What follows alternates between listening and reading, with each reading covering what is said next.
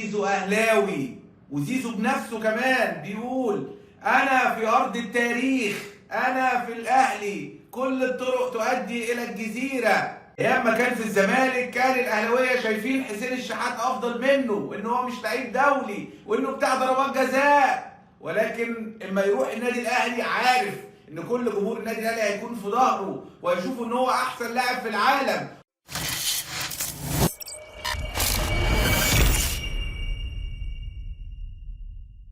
يتنازل عن كام؟ هو ما عندوش اي مشكله، 50 60 70%، وشوف اللي انتوا تقدروا تدفعوه ادفعوه.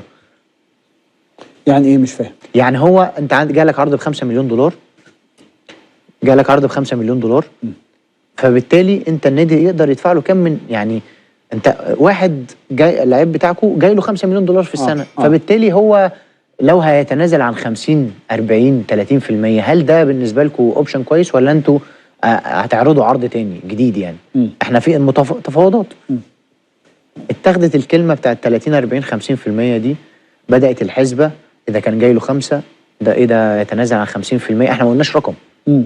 احنا ما قلناش رقم ولا اتكلمنا في تفاصيل. انت الكلام ده على لسان والدك اللي كان بيتفاوض انه شوفوا يا جماعه هو جاي له وانا كذا. كنت قاعد في القعده دي. وشوفوا هو جاي له كذا، شوفوا انتوا تقدروا تدفعوا 50% 30%. ونقعد قعده ثانيه نشوف يعني تقدروا القدره الماليه عندكم كام، ونتفاوض يعني.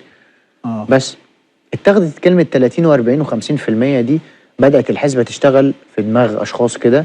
ده جاي له 5 مليون دولار، ايه ده لو اتنازل عن 50% يبقى 2 مليون. 2 مليون ايه ده زيزو عايز 100 مليون. وبدات القصه بتاعت ال 100 مليون. الجميع تصدق سلخت قبل ما اذبح؟ اضرب يا زيزو، لسه بيعيط، لسه بيغيظه، كابوسه هو السيد زيزو. ده من الواضح ان الامور في الزمالك تزداد سوءا حسنا، نتمنى لهم الأسوأ. دي من الصفقات وفي توقيتها. النهارده عيد، اول يوم العيد، كل سنه وانتم طيبين. فالاهلي بيعيد على جماهيره، وطبعا يعني مفيش احلى من كده توقيت اعلان عن صفقه كبيره جدا مع صفقات النادي الاهلي. ما شاء الله كلهم موجودين، تريزيجيه وحمدي فتحي ومحمد علي بن رمضان، وكل الصفقات الجديده، جراديشار طبعا موجود، وسام مع منتخب بلاده. لكن كل الصفقات موجوده. حتى امام عاشور دلوقتي لسه بيقول لي اتكلم عليا، مش عارف عايز يسلم على اولاده او تقريبا مش عارف عايز ايه بالظبط. بس يعني الاهلي ما شاء الله مكتمل في كل الاماكن. المشكله الوحيده يا كابتن تامر هي توقيت حضور مستر ريبيرو. 3-4 تدريبات قليلين بشكل غير عادي. هنشوف فكره هو ايه. يعني هيبان في مباراه باتشوكا المكسيكي. خلينا نسال الاول، ايه المطلوب من مباراه باتشوكا؟ التكتيك. هحط ايه المطلوب منه بغض النظر عن النتيجه؟ ايه المطلوب منه؟ لازم هحط تكتيك، لازم الزم اللعيبه بتنفيذه بغض النظر عن النسبه.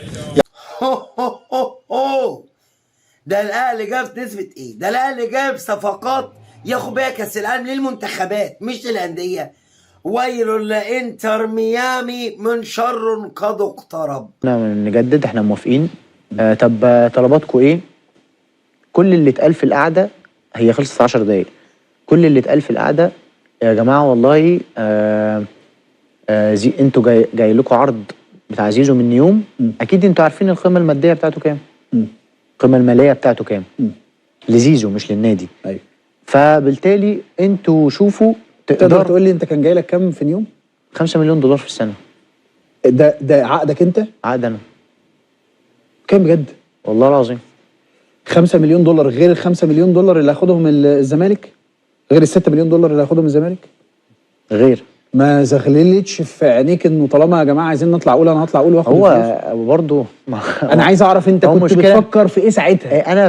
انا بص يا ابراهيم، انت دلوقتي قاعد في مكان المفروض ان انت بتبني معاه يعني مش عايز اقول كلمه تضحيه برضو عشان ده مش تضحيه.